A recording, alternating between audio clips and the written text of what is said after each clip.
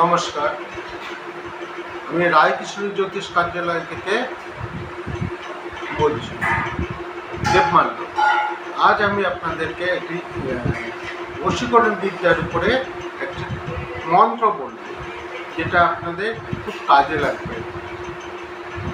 আশা করব এই মন্ত্রটি কোনো সময় কোনো খারাপ কাজে ব্যবহার করবেন না।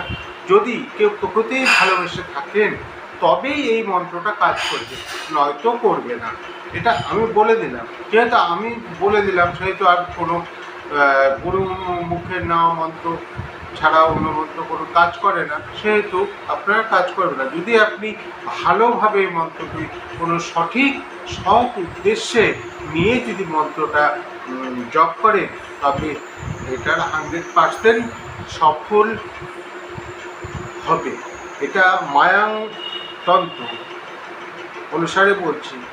যদিও এই আমাদের বাংলাতে বর্তমান পরিস্থিতি যেসব চলছে, তারপরে আমার এই জ্যোতিষ সম্পর্কে ভিডিও করাটা ঠিক না, তবুও আপনাদের উপকারের জন্য আমি বানাচ্ছি।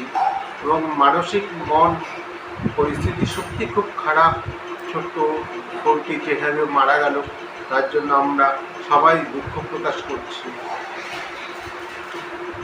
যাই হোক, আমি আপনাদের মন্ত্রটা বলছি।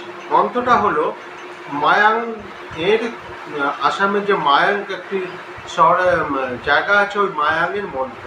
মন্ত্রটি হচ্ছে তীব্র বশীকরণ মন্ত্র।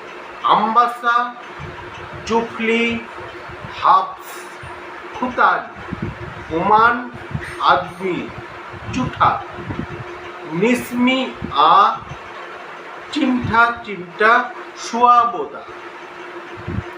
আরেকবার এই মন্ত্রটা আপনাদেরকে বলি। আম্বাসা জুফলি হাফ খুতারি ওমান আদমি চুঠা নিসমি আ চিমঠা চিমটা সুয়াবোদা। মন্ত্রটা যেভাবে বললাম ঠিক সেইভাবেই আপনারা বলবেন। মন্ত্রটা আপনারা লিখে নেবেন। মন্ত্রটা যখন বলবো তখন আপনারা স্টেপ করে করে স্কিপ করে করে লিখে নেবেন। লিখে নিয়ে তারপরে মন্ত্রটা মুখস্থ করে নেবেন। মুখস্থ করে নেওয়ার পর মন্ত্রটা 21 দিন আপনাকে নিষ্ঠা ভরে জপ করতে হবে। কখন জপ করতে হবে? হয় দুপুর 12টা থেকে 3টার মধ্যে, না হয় রাত্রি 12টা থেকে 3টার মধ্যে। 108 বার জপ করতে হবে, মোট 21 দিন। এই মন্ত্রটা পড়ে দেখুন বন্ধুরা, তার অবশ্যই আপনারা ভালো ফল পাবেন। হ্যাঁ, যদি ভালো ফল পান আমাকে কিন্তু অবশ্যই কমেন্টস করে জানাবেন, আমি অপেক্ষায় থাকি। নমস্কার, আজ আসছি।